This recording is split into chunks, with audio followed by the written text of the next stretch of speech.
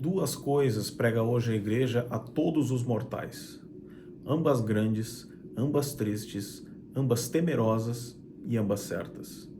Mas uma de tal maneira certa e evidente que não é necessário entendimento para crer.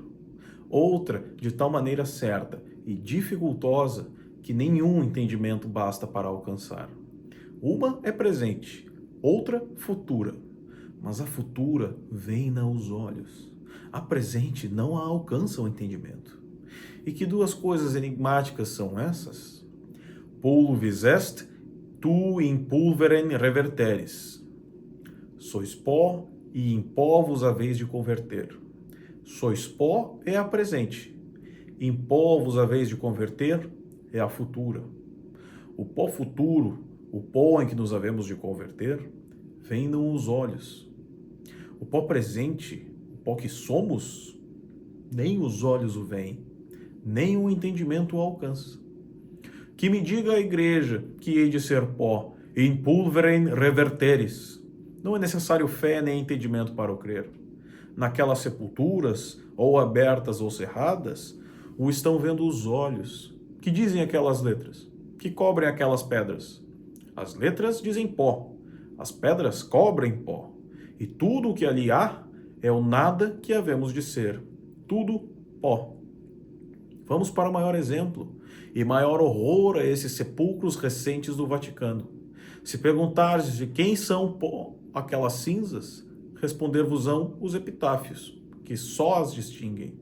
Aquele pó foi Urbano, aquele pó foi Inocêncio, aquele pó foi Alexandre, e este, que ainda não está de todo desfeito, foi Clemente.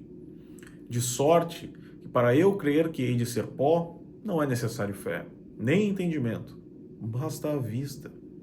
Mas que me diga e me pregue hoje a mesma igreja, regra da fé e da verdade, que não só hei de ser pó no futuro, senão que já sou pó de presente. Pulvis est. Como pode alcançar o entendimento se os olhos estão vendo o contrário? É possível que estes olhos que veem, esses ouvidos que ouvem, esta língua que fala, estas mãos e estes braços que se movem, estes pés que andam e pisam, tudo isso já hoje é pó? Pulvis est? Argumento a igreja com a mesma igreja. Memento homo. A igreja diz-me e supõe que sou homem. Logo, não sou o pó. O homem é uma substância vivente, sensitiva, racional. O pó vive? Não. Pois como é pó o vivente? O pó sente? Não. Pois como é pó o sensitivo? O pó entende e discorre? Não. Pois como é pó o racional? Enfim, se me concedem que sou homem, memento homo, como me pregam que sou pó? Quia pulvis est. Nenhuma coisa nos podia estar melhor que não ter resposta, nem solução a esta dúvida. Mas a resposta e a solução dela será a matéria do nosso discurso. Para que eu acerte a declarar essa dificultosa verdade e todos nós saibamos aproveitar deste tão importante desengano, peçamos àquela senhora, que só foi exceção deste pó, se digne de nos alcançar graça. Ave Maria. O homem foi pó e há de ser pó. Logo, é pó, pois tudo o que vive não é o que é. É o que foi e o que há de ser. O exemplo da vara de Arão que se converte em serpente. Deus se definiu a Moisés como aquele que é o que é, porque só ele é o que foi e o que há de ser. Se alguém puder afirmar o mesmo de si próprio, também é digno de ser adorado. Enfim, senhores, não só havemos de ser pó, mas já somos pó. Pulvis est. Todos os embargos que se podiam pôr conta na sentença universal são os que ouvistes. Porém, como ela foi pronunciada definitiva e declaradamente por Deus ao primeiro homem e a todos os seus descendentes, nem permite interpretação, nem pode ter dúvida. Mas como pode ser? Como pode ser que eu digo, vós que o ouvis, e todos os que vivemos sejamos já pó, pulvis est. A razão é esta. O homem, em qualquer estado que esteja, é certo que foi pó, e há de tornar a ser pó. Foi pó e há de tornar a ser pó. Logo, é pó. Porque tudo que vive nesta vida não é o que é o que foi e o que há de ser. Ora, vede, no dia aprazado, em que Moisés e os magos do Egito haviam de fazer prova e ostentação de seus poderes diante do rei Faraó, Moisés estava só com Arão de uma parte e todos os magos de outra. Deus deu sinal ao rei, mandou Moisés a Arão que lançasse a sua vara em terra, e converteu-se subitamente em uma serpente viva, e tão temerosa como aquela de que o mesmo Moisés no deserto se não dava por seguro. Fizeram todos os magos o mesmo. Começam a saltar e a ferver serpentes. Porém a de Moisés investiu, e avançou a todas elas intrépida e senhorilmente. E assim, vivas como estavam, sem matar, sem despedaçar, comeu e engoliu a todas. Refere o caso à Escritura, e diz estas palavras: Devoravit virga Aaron virgas Euron. A vara de Arão comeu e engoliu a dos egípcios. Aqui, reparo, parece que não havia de dizer a vara, senão a serpente. A vara não tinha boca para comer, nem dentes para mastigar, nem garganta para engolir, nem estômago para recolher tanta multidão de serpentes. A serpente em que a vara se converteu, sim, porque era um dragão vivo, voraz e terrível, capaz de tamanha batalha e de tamanha façanha. Pois por que diz o texto que a vara foi a que fez tudo isso e não a serpente? Porque cada um é que foi e o que há de ser. A vara de Moisés, antes de ser serpente, foi vara, e depois de ser serpente, tornou a ser vara. A serpente que foi vara e há de tornar a ser vara, não é serpente, é vara. Virga Aaron. É verdade que a serpente naquele tempo estava viva, e andava, e comia, e batalhava, e vencia, e triunfava. Mas como tinha sido vara, e havia de tornar a ser vara, não era o que era. Era o que fora e o que havia de ser. Virga. Serpentes astutas do mundo, vivas e tão vivas. Não vos fieis da vossa vida, sem da vossa viveza. Não sois o que cuidais, nem o que sois. Sois o que fostes e o que haveis de ser. Por mais que vos vejais agora um dragão coroado e vestido de armas douradas, com a cauda levantada e retorcida, açoitando os ventos, o peito inchado, as asas estendidas, o colo encrespado e soberbo, a boca aberta, dentes agudos, língua trifurcada, olhos cintilantes, garras, unhas rompentes. Por mais que se veja esse dragão já tremular na bandeira dos lacedemônios, já passear nos jardins das Hespérides, já guardar os tesouros de Midas, ou seja, dragão volante entre os meteoros, ou dragão de estrelas entre as constelações, ou dragão de divindade afetada entre as hierarquias, se for vara, há de ser vara, é vara. Se foi terra e há de ser terra, é terra. Se foi nada e há de ser nada, é nada. Porque tudo o que vive neste mundo é o que foi e o que há de ser. Só Deus é o que é. Mas por isso mesmo, notai. Apareceu Deus ao mesmo Moisés nos desertos de Madiã. Manda-o que leve a nova da liberdade ao povo cativo. E perguntando Moisés quem havia de dizer que o mandava, para que lhe dessem crédito, respondeu Deus e definiu-se. Ego sum qui sum, eu sou o que sou.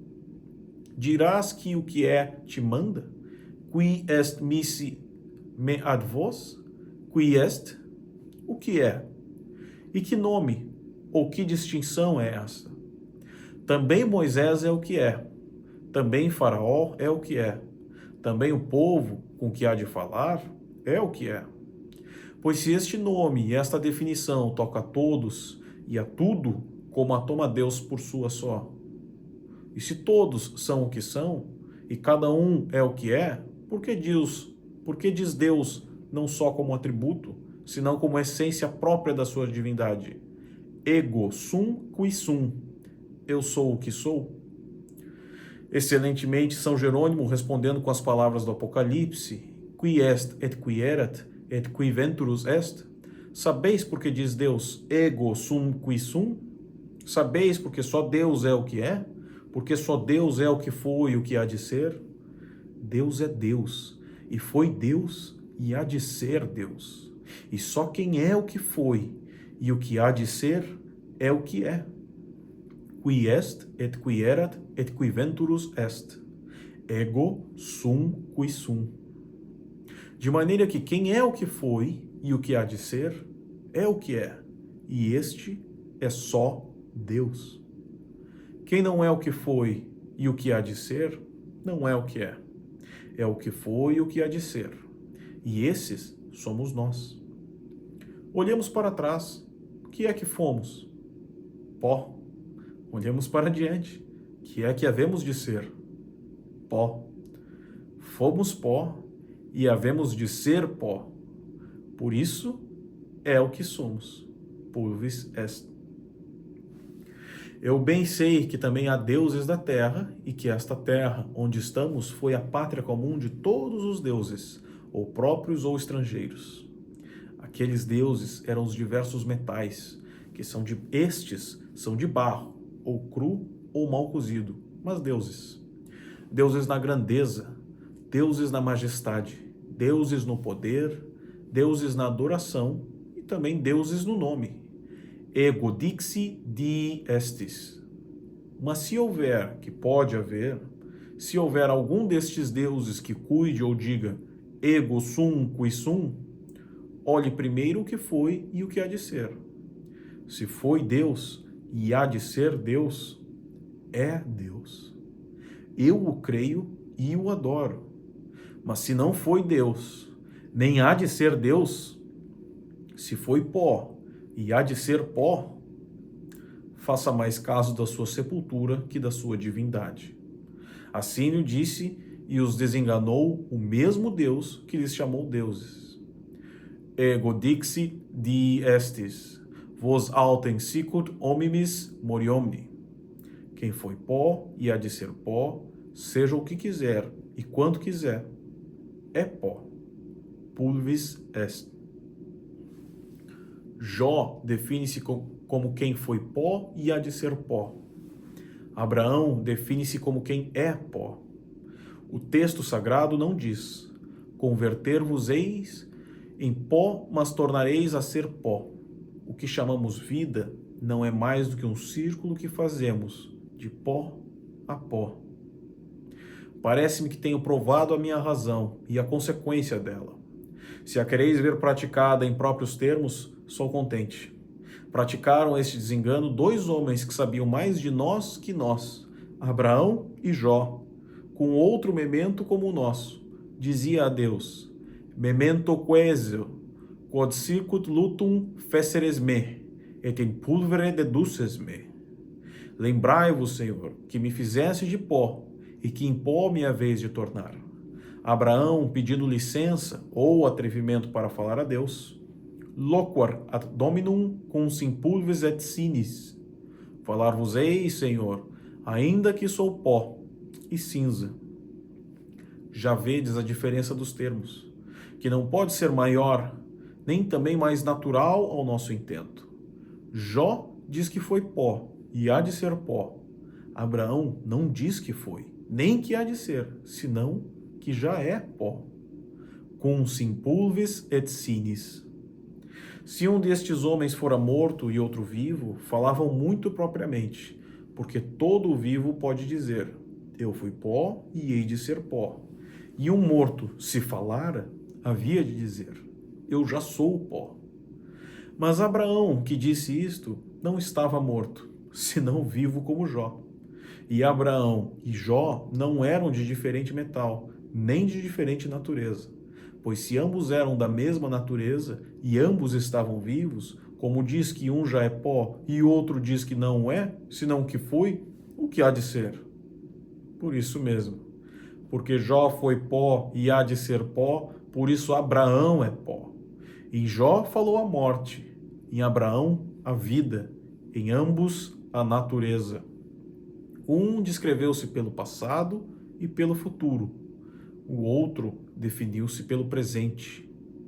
Um reconheceu o efeito, o outro considerou a causa. Um disse o que era, o outro declarou o porquê. Porque Jó e Abraão e qualquer outro homem foi pó e há de ser pó. Por isso já é pó.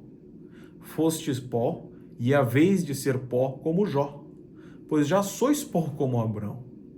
Cum sim pulvis et sinis. Tudo temos no nosso texto, se bem se considera, porque as segundas palavras dele não só contêm a declaração, senão também a razão das primeiras. Pulvis est, sois pó. E por quê?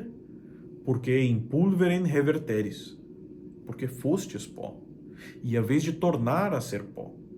Esta é a força da palavra, reverteris, a qual não só significa o pó que havemos de ser, senão também o pó que somos.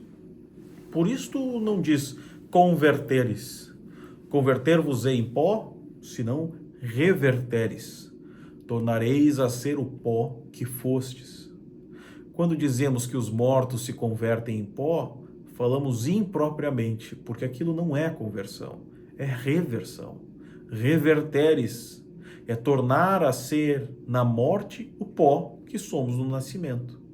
É tomar a ser na sepultura o pó que somos no campo damasceno. E por que somos pó? E havemos de tornar a ser só pó. In pulverem reverteris. Por isso já somos pó. Pulvis est. Não é exposição minha, senão formalidade do mesmo texto com que Deus pronunciou a sentença de morte contra Adão. Donec reverteres in terram de quassumptus est, quia pulvis est. Até que tomes a ser terra de que foste formado, porque és pó. De maneira que a razão e o porquê de sermos pó, quia pulvis est, é porque somos pó. E havemos de tornar a ser pó. Donec reverteris in terram de quassumptus est. Só parece que se pode opor ou dizer em contrário que aquele donec, até que significa tempo e meio entre o pó que somos e o pó que havemos de ser. E neste meio tempo não somos pó.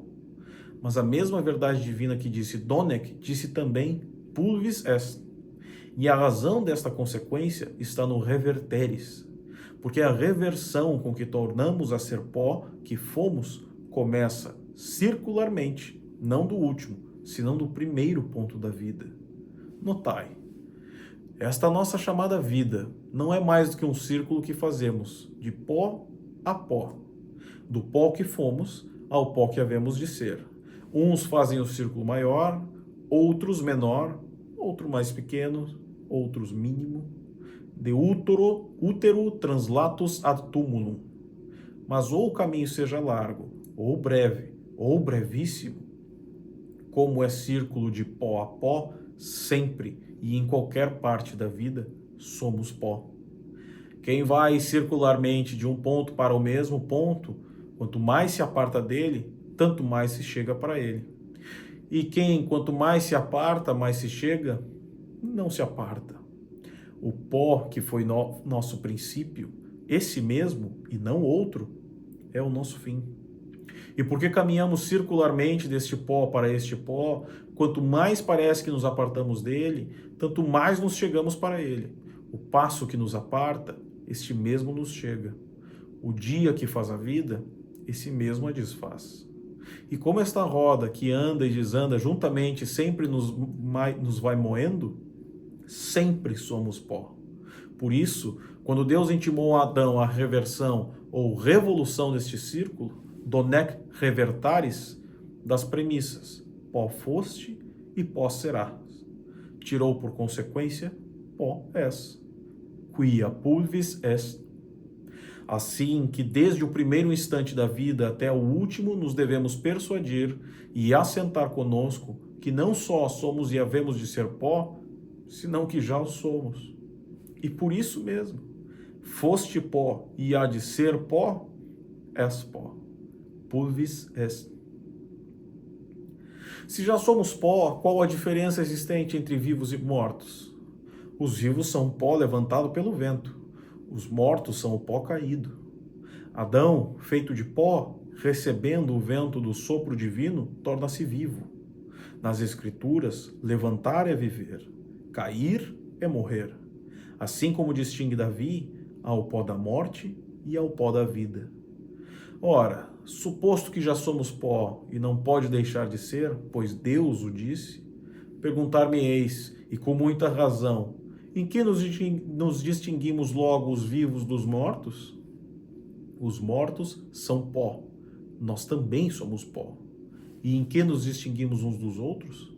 Distinguimos-nos os vivos dos mortos, assim como se distingue o pó do pó. Os vivos são pó levantado, os mortos são pó caído. Os vivos são pó que anda, os mortos são pó que jaz. Ic jacet. Estão essas praças no verão cobertas de pó. Dá um pé de vento, levanta-se o pó no ar, o que faz? O que fazem os vivos, e muitos vivos. Não aquieta o pó, nem pode estar quedo. Anda, corre, voa, entra por esta rua, sai por aquela, já vai adiante, já torna atrás, tudo enche, tudo cobre, tudo envolve, tudo perturba, tudo cega, tudo penetra, é em tudo, e por tudo se mete, sem aquietar nem sossegar um momento, enquanto o vento dura. Acalmou o vento, cai o pó, e onde o vento parou, ali fica, ou dentro da casa, ou na rua, ou em cima de um telhado, ou no mar, ou no rio, ou no monte, ou na campanha. Não é assim? Assim é. E que pó e que vento é este? O pó somos nós, quia pulvis est. O vento é a nossa vida, quia ventus est vita mea. Deu o vento, levantou-se o pó. Parou o vento, caiu. Deu o vento, eis o pó levantado. Estes são os vivos. Parou o vento, eis o pó caído. Estes são os mortos. Os vivos, pó. Os mortos, pó. Os vivos, pó levantado. Os mortos, pó caído. Os vivos, pó com vento, por isso vãos. Os mortos, pó sem vento, por isso sem vaidade. Esta é a distinção, não há outra. Nem cuide de alguém que é isto metáfora ou comparação, senão realidade experimentada e certa. Forma Deus do pó aquela primeira estátua, que depois se chamou corpo de Adão. Assim o diz o texto original. Formavit Deus hominem de polvere terrae. A figura era humana e muito primorosamente delineada, mas a substância ou a matéria não era mais que pó. A cabeça, pó, o peito, pó, os braços, pó, os olhos, a boca, a língua, o coração, tudo pó. Chega-se, pois, Deus à estátua, e que faz? Inspiravit in faciem ejus, assoprou-a. E tanto que o vento do assopro deu no pó. Et factus est homo in animam viventem. Eis o pó levantado e vivo. Já é homem, já se chama Adão. Ah, pó, se aquietarás e pararás aí? Mas pó assoprado e com vento, como havia de aquietar? Ei-lo abaixo, ei-lo acima, e tanto abaixo, dando uma tão grande volta e tantas voltas, já senhor do universo, já escravo de si mesmo, já só, já acompanhado, já nu, já vestido, já coberto de folhas, já de peles, já tentado, já vencido, já homizado, já desterrado, já pecador, já penitente. E para maior penitência, Pai, chorando os filhos, lavrando a terra, recolhendo espinhos por frutos, suando, trabalhando, lidando, fatigando, com tantos vai-e-vens do gosto e da fortuna, sempre uma roda viva. Assim andou levantado o pó enquanto durou o vento. O vento durou muito, porque naquele tempo eram mais largas as vidas. Mas ao fim, parou. E o que lhe sucedeu no mesmo ponto a Adão? O que sucede ao pó. Assim como o vento levantou e o sustinha, tanto que o vento parou, caiu.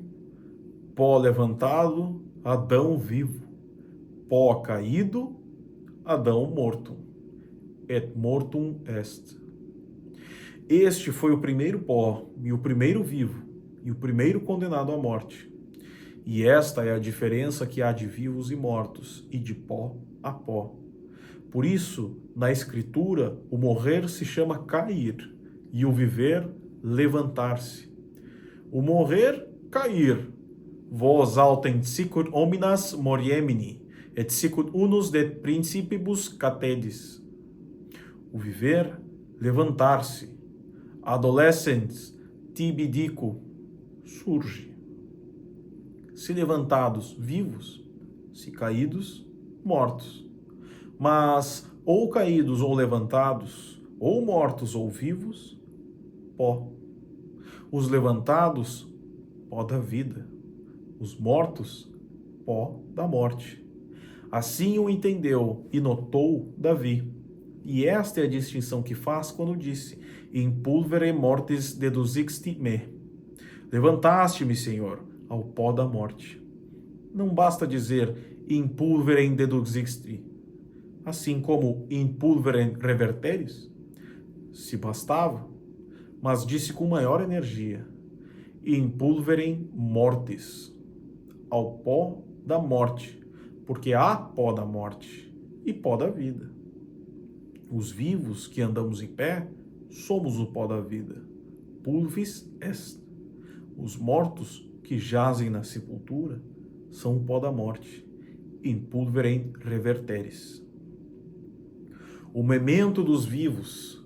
Lembre-se o pó levantado que há de ser pó caído. O vento da vida e o vento da fortuna. A estátua de Nabucodonosor, o ouro, a prata, o bronze, o ferro, tudo se converte em pó de terra. Significado do nome de Adão, Santo Agostinho e a glória de Roma. Roma, a caveira do mundo, ainda está sujeita a novas destruições. Salomão e o espelho do passado e do futuro. À vista desta distinção tão verdadeira e desse desengano tão certo, que posso eu dizer ao nosso pó, senão o que lhe diz a igreja: memento homo. 2 mementos hei de fazer hoje ao pó. Um memento ao pó levantado, outro memento ao pó caído. Um memento ao pó que somos, outro memento ao pó que havemos de ser. Um memento ao pó que me ouve, outro memento ao pó que não pode ouvir. O primeiro será o memento dos vivos, o segundo, o dos mortos. Aos vivos, que direi eu? Digo que se lembre o pó levantado, que há de ser pó caído. Levanta-se o pó com o vento da vida, e muito mais com o vento da fortuna. Mas lembre-se o pó, que o vento da fortuna não pode mais durar que o vento da vida, e que pode durar muito menos, porque é mais inconstante. O vento da vida, por mais que cresça, nunca pode chegar a ser bonança. O vento da fortuna, se cresce, pode chegar a ser tempestade, e tão grande tempestade que se afogue nela o mesmo vento da vida. Pó levantado, lembra-te outra vez que hás de ser pó caído, e que tudo há de cair, e ser pó contigo. Estátua de Nabuco, ouro, prata, bronze, ferro, lustre, riqueza, fama, poder, lembra-te que tudo há de cair de um golpe, e que então se verá o que agora não queremos ver, que tudo é pó. pó de terra. Eu não me admiro, senhores, que aquela estátua em um momento se convertesse toda em pó. Era a imagem de homem, isso bastava. O que me admira e admirou sempre é que se convertesse, como diz o texto, em pó da terra. In favilan estiva aere. A cabeça da estátua não era de ouro? Pois por que se não converte o ouro em pó de ouro? O peito e os braços não eram de prata? Por que se não converte a prata em pó de prata? O ventre não era de bronze e os demais de ferro? Por que se não converte o bronze em pó de bronze e o ferro em pó de ferro? Mas o ouro, a prata, o bronze, o ferro, tudo em pó de terra? Sim, tudo em pó de terra. Cuida o ilustre desvanecido que é de ouro, e todo esse resplendor em caindo há de ser pó e pó de terra. Cuida o rico inchado que é de prata, e toda essa riqueza em caindo há de ser pó e pó de terra. Cuida o robusto que é de bronze, cuida o valente que é de ferro, um confiado, outro arrogante, e toda essa fortaleza e toda essa valentia em caindo há de ser pó e pó de terra. In favilan estive aere. Senhor pó, nimium ne crede colori. A pedra que desfez em pó a estátua é a pedra daquela sepultura. Aquela pedra é como a pedra do pintor, que moe todas as cores e todas as desfaz em pó. O negro da sotaina, o branco da cota, o pavonaço do mantelete, o vermelho da púrpura, tudo ali se desfaz em pó. Adão quer dizer Ruber, o vermelho, porque o pó do campo damasceno de que Adão foi formado era vermelho. E parece que escolheu Deus o pó daquela cor tão pesada para nela e com ela desenganar a todas as cores. Desengane-se a escarlate mais fina, mais alta e mais coroada, e desengane-se daí abaixo todas as cores que todas se hão de moer naquela pedra e desfazer em pó. E o que é mais, todas em pó da mesma cor. Na estátua, o ouro era amarelo, a prata branca, o bronze verde, o ferro negro. Mas tanto que a tocou a pedra, tudo ficou da mesma cor, tudo da cor da terra. In favigan estive area. O pó levantado, como vão, quis fazer distinções de pó a pó. E porque não pode distinguir a substância, pôs a diferença nas cores.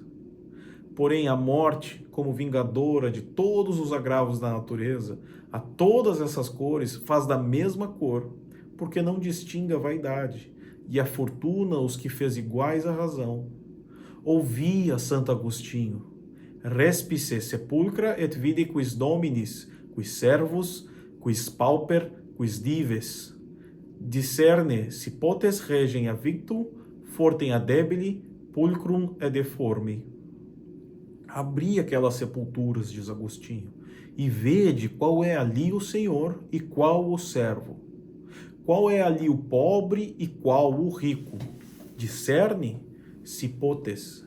Distingue-me ali, se podeis, o valente do fraco, o formoso do feio, o rei coroado de ouro do escravo de argel carregado de ferros. Distingui-los? Conhecei-los? Não, por certo. O grande, o pequeno, o rico, o pobre, o sábio e o ignorante, o senhor e o escravo, o príncipe e o cavador, o alemão e o etíope, todos ali são da mesma cor. Passa Santo Agostinho da sua África à nossa Roma e pergunta assim: ubi sunt quos ambiebant civium potentatus? Ubi insuperabilis imperatores? Ubi exercitum duces? Ubi satrape et tyranni? Onde estão os cônsules romanos? Onde estão aqueles imperadores? E os capitães famosos que desde o Capitólio mandavam o mundo? E que se fez dos Césares e dos Pompeus, dos Mários e dos Silas, dos Cipiões e dos Emílios, os Augustos, os Cláudios, os Tibérios, os Vespasianos, os Titos, os Trajanos, que é deles? Nunc omnia pulvis, tudo pó, nunc omnia faville, tudo cinza, nunc in paucis versibus eorum memoria est. Não resta de todos eles outra memória, mais que os poucos versos das suas sepulturas. Meu Agostinho, também estes versos que se liam então, já os não há. Apagaram-se as letras, comeu o tempo as pedras. Também as pedras morrem. Mors etiam saxis numinusque venit. Oh, que memento este para Roma! Já não digo como até agora. Lembra-te, homem, que és pó levantado e hás de ser pó caído. O que digo é, lembra-te, Roma, que és pó levantado e que és pó caído juntamente. Olha, Roma, daqui para baixo, e ver-te-ás caída e sepultada debaixo de ti. Olha, Roma, de lá para cima, e ver-te-ás levantada e pendente em cima de ti. Roma sobre Roma, e Roma debaixo de Roma. Nas margens do Tibre, a Roma que se vê para cima, vê-se também para baixo. Mas aquilo são sombras. Aqui, a Roma que se vê em cima, vê-se também embaixo. E não é engano da vista, senão verdade. A cidade sobre as ruínas, o corpo sobre o cadáver, a Roma viva sobre a morta. Que coisa é Roma, senão o sepulcro de si mesma? Embaixo as cinzas, em cima a estátua. Embaixo os ossos, em cima o vulto. Este vulto, esta majestade, esta grandeza é a imagem, e só a imagem, do que está debaixo da terra. Ordenou a providência divina que Roma fosse tantas vezes destruída e depois edificada sobre suas ruínas, para que a cabeça do mundo tivesse uma caveira em que se ver. Um homem pode se ver na caveira de outro homem. A cabeça do mundo não se podia ver senão na própria caveira. Que é Roma levantada? A cabeça do mundo. Que é Roma caída? A caveira do mundo. Que são esses pedaços de termas e coliseus, senão os nossos rotos e truncados desta grande caveira?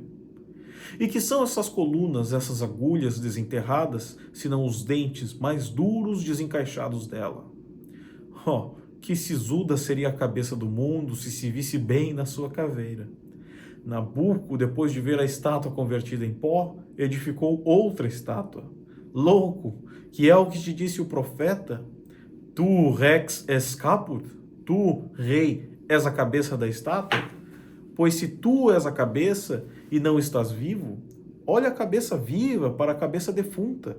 Olha a cabeça levantada para a cabeça caída. Olhe a cabeça para a caveira. Oh, se Roma fizesse o que não soube fazer, Nabuco. Oh, se a cabeça do mundo olhasse para a caveira do mundo. A caveira é maior que a cabeça, para que tenha menos lugar a vaidade e maior matéria ao desengano. Isto foi e isto sou? Nisto parou a grandeza daquele imenso todo, de que hoje sou tão pequena parte? Nisto parou. E o pior é, Roma, minha, se me dás licença para que te diga, que não há de parar nisto. Este destroço e essas ruínas que vês tuas não são as últimas. Ainda te espera outra antes do fim do mundo, profetizado nas Escrituras.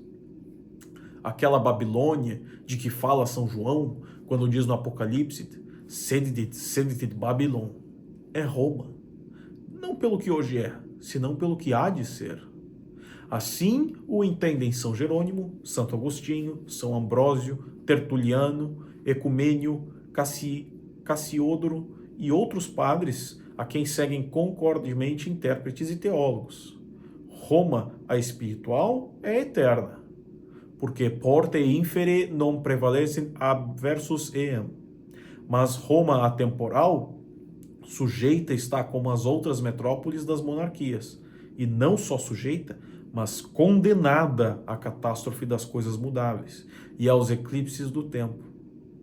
Nas tuas ruínas vês o que foste, nos teus oráculos lês o que hás de ser. E se queres fazer verdadeiro juízo de ti mesma, pelo que foste e pelo que hás de ser, estima o que és. Nesta mesma roda natural das coisas humanas, descobriu a sabedoria de Salomão 2 espelhos recíprocos, que podemos chamar do tempo em que se vê facilmente o que foi e o que há de ser. Quid est quod fuit, ipsum quod futurum est. Quid est quod factum est, ipsum quod faciendum est. Que é que foi? Aquilo mesmo que há de ser. Que é que há de ser? Aquilo mesmo que foi. Ponde estes 2 espelhos, um defronte do outro, e assim como os raios do ocaso ferem o Oriente, e os do Oriente o ocaso, assim, por reverberação natural e recíproca, achareis que no espelho do passado se vê o que há de ser, e no do futuro, o que foi. Se quereis ver o futuro, lede as histórias e olhai para o passado. Se quereis ver o passado, lede as profecias e olhai para o futuro. E quem quiser ver o presente, para onde há de olhar? Não o disse o Salomão, mas eu o direi. Digo que olhe juntamente para um e para outro espelho. Olhai para o passado e para o futuro, e vereis o presente. A razão ou consequência é manifesta. Se no passado se vê no futuro e no futuro se vê o passado, segue-se que no passado e no futuro se vê o presente, porque o presente é o futuro do passado, e o mesmo passado é o passado do presente, do futuro. Quid est quod fruit, ipsum quod futurum est. Quid est quod est, ipsum quod fuit et quod futurum est. Roma, o que foste, isso hás de ser. E o que foste e o que hás de ser, isso és. Vê-te bem nesses 2 espelhos do tempo e conhecer-te-ás. E se a verdade desse desengano tem lugar nas pedras, quanto mais nos homens. No passado foste pó, no futuro hás de ser pó, logo no presente és pó, pulvis és. O memento dos mortos, lembre-se o pó caído, que há de ser pó levantado. O pó que foi homem, há de tornar a ser homem. Já compara-se a fênix e não a águia. O autor não teme a morte, teme a imortalidade, já reconhecida pelos filósofos pagãos. Não vivemos como mortais, nem vivemos como imortais. A observação de Sêneca. Este foi o momento dos vivos. Acabo com o memento dos mortos. Aos vivos disse: lembre-se o pó levantado, que há de ser pó caído. Aos mortos digo: lembre-se o pó caído, que há de ser pó levantado. Ninguém morre para estar sempre morto. Por isso a morte nas escrituras se chama sono. Os vivos caem em terra com o sono da morte. Os mortos jazem na sepultura, dormindo, sem movimento, nem sentido aquele profundo, e dilatado, letargo.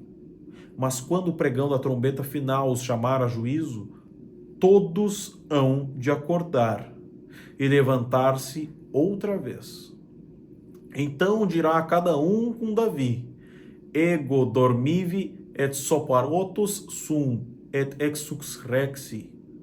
Lembre-se, pois, o pó caído, que há de ser pó levantado.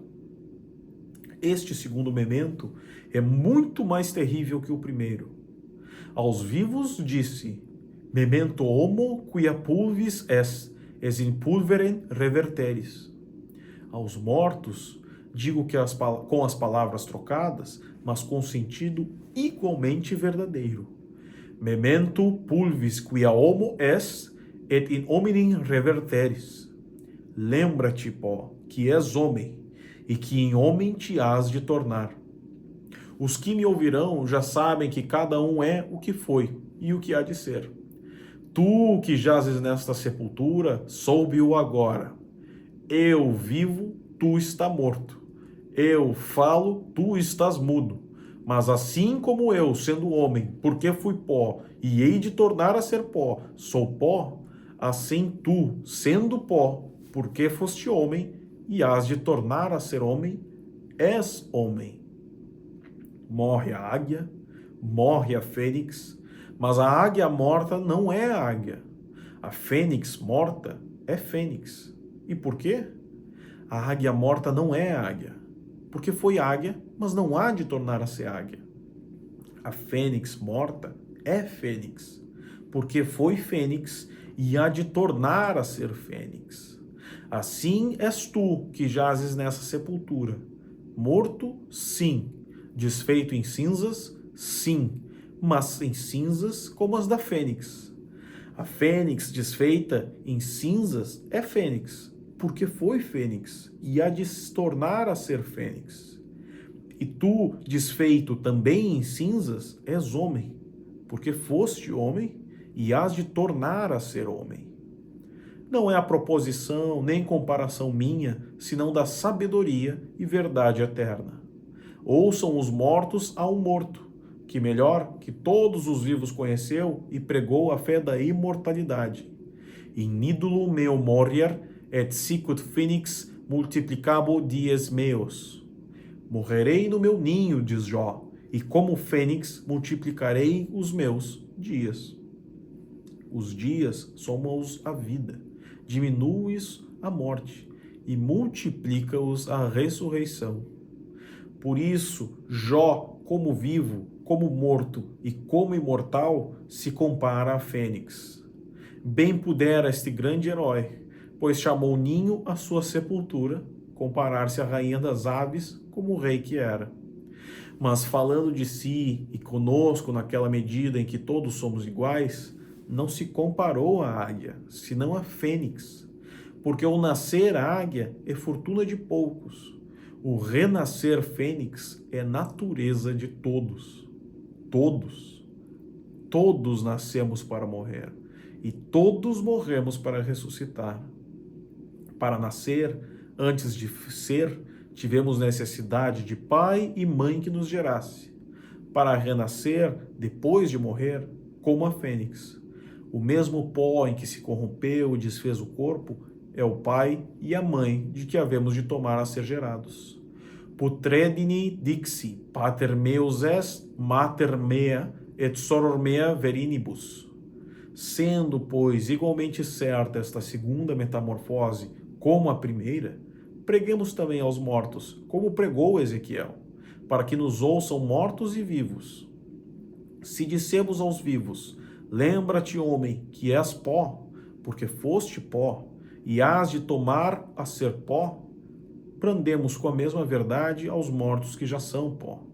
Lembra-te, pó, que és homem, porque foste homem, e hás de tornar a ser homem.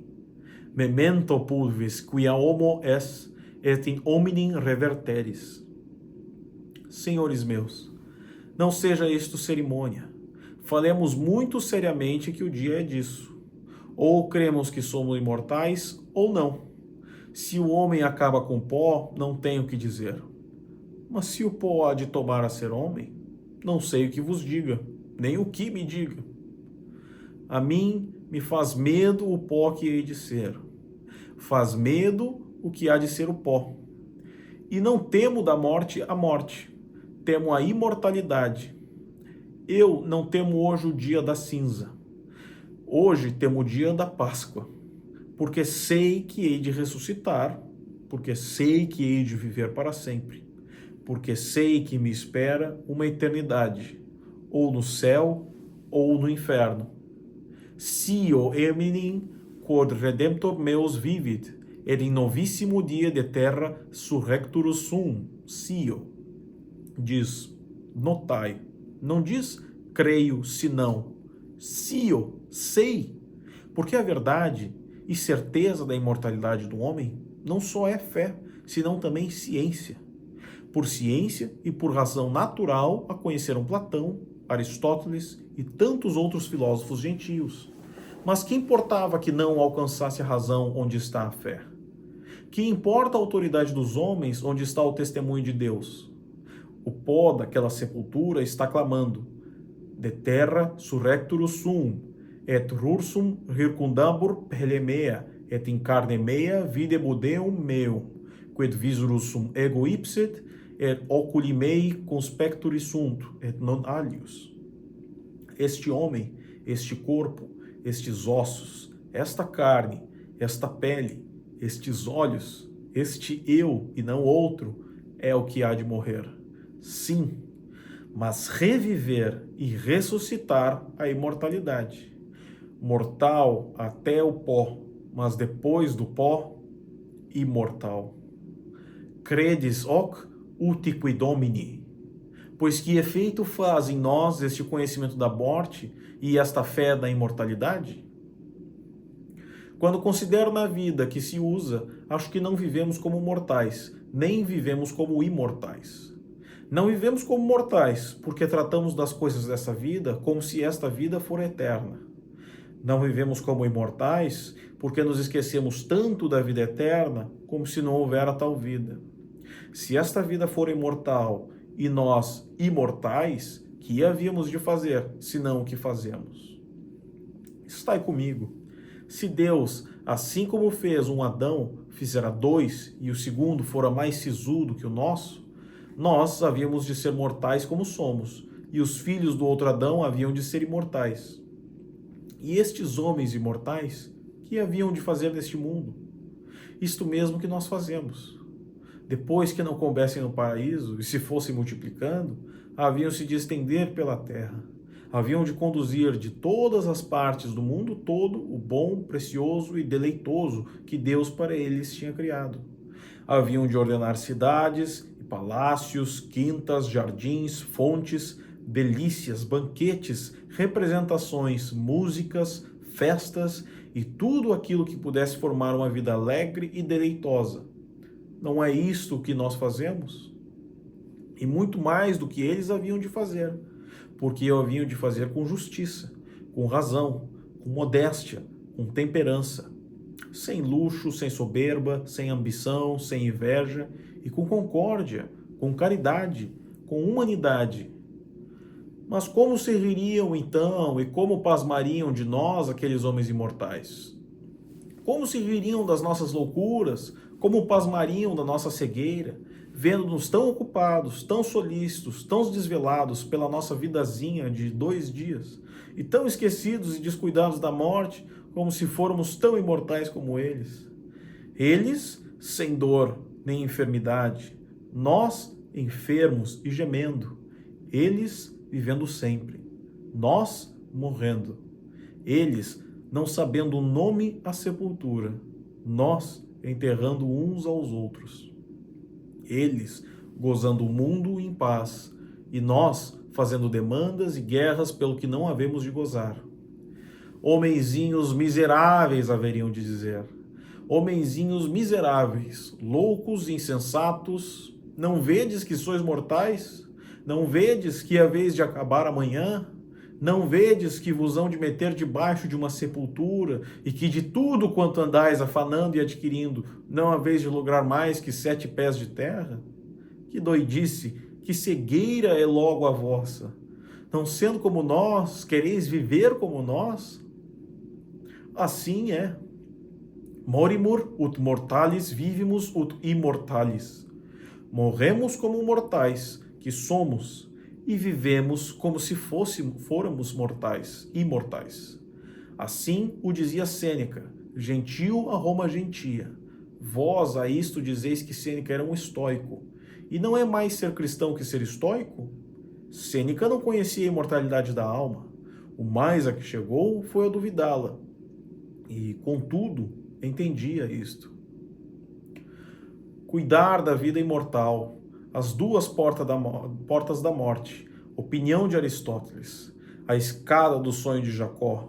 No momento da morte não se teme a morte, teme-se a vida. Ora, senhores, já que somos cristãos, já que somos que havemos de morrer, já que sabemos que havemos de morrer e que somos imortais, saibamos usar da morte e da imortalidade. Tratemos desta vida como mortais e da outra como imortais. Pode haver loucura mais rematada, pode haver cegueira mais cega, que empregar-me todo na vida que há de acabar e não tratar da vida que há de durar para sempre? cansar-me, afligir-me, matar-me, pelo que forçosamente hei de deixar, e do que hei de lograr ou perder para sempre, não fazer nenhum caso. Tantas diligências para esta vida, nenhuma diligência para outra vida? Tanto medo, tanto receio da morte temporal e da eterna nenhum temor? Mortos, mortos, desenganai estes vivos. Dizei-nos que pensamentos e que sentimentos foram os vossos, quando entrastes e saístes pelas portas da morte. A morte tem duas portas. Qui exaltas me deportis mortis. Uma porta de vidro, por onde se sai da vida, outra porta de diamante, por onde se entra a eternidade. Entre estas duas portas se acha subitamente um homem no instante da morte, sem poder tornar atrás, nem parar, nem fugir, nem dilatar, se não entrar para onde não sabe e para sempre. O que transe tão apertado, oh, que passo tão estreito, oh, que momento tão terrível. Aristóteles disse que entre todas as coisas terríveis, a mais terrível é a morte. Disse bem, mas não entendeu o que disse. Não é terrível a morte pela vida que acaba, senão pela eternidade que começa. Não é terrível a porta por onde se sai. A terrível é a porta por onde se entra. Se olhais para cima, uma escada que chega ao céu. Se olhais para baixo, um precipício que vai para o inferno. E isto incerto. Dormindo, Jacó, sobre uma pedra, viu aquela escada que chegava da terra até o céu e acordou atônito, gritando: Terribilis des locus iste. Oh, que terrível lugar é este! E por que é terrível, Jacó? Non es hic aliud nisi domus Dei et porta caeli. Porque isto não é outra coisa senão a porta do céu. Pois a porta do céu, a porta da aventurança, é terrível? Sim, porque é uma porta que se pode abrir e que se pode fechar. E aquela porta que se abriu para os 5 virgens prudentes e que se fechou para os 5 nécios, et clausa est janua. E se esta porta é terrível para quem olha só para cima, quão terrível será para quem olhar para cima e mais para baixo? Se é terrível para quem olha só para o céu, quanto mais terrível será para quem olhar para o céu e para o inferno juntamente. Este é o mistério de toda a escada, em que Jacó não reparou inteiramente, como quem estava dormindo. Bem viu Jacó que pela escada subiam e desciam anjos, mas não reparou que aquela escada tinha mais degraus para descer que para subir. Para subir era a escada da terra até o céu. Para descer era a escada do céu até o inferno. Para subir era a escada por onde subiam anjos a ser bem-aventurados. Para descer era uma escada por onde desceram anjos a ser demônios. Terrível escada para quem não sobe, porque perde o céu e a vista de Deus. E mais terrível para quem desce, porque não só perdeu o céu e a vista de Deus, mas vai arder no inferno eternamente. Esta é a visão mais que terrível que todos havemos de ver. Este é o lugar mais que terrível por onde todos havemos de passar e por onde já passaram todos os que ali jazem. Jacó sobre a pedra, ali a pedra já sobre Jacó, ou Jacó debaixo da pedra. Já dormiram o seu sono, dormiram num sul, já viram aquela visão, já subiram ou desceram pela escada. Se estão no céu ou no inferno, Deus o sabe, mas tudo se averiguou naquele momento. Oh, que momento, torno eu a dizer. Oh, que passo, oh, que transe tão terrível, que temores, que aflição e que angústias.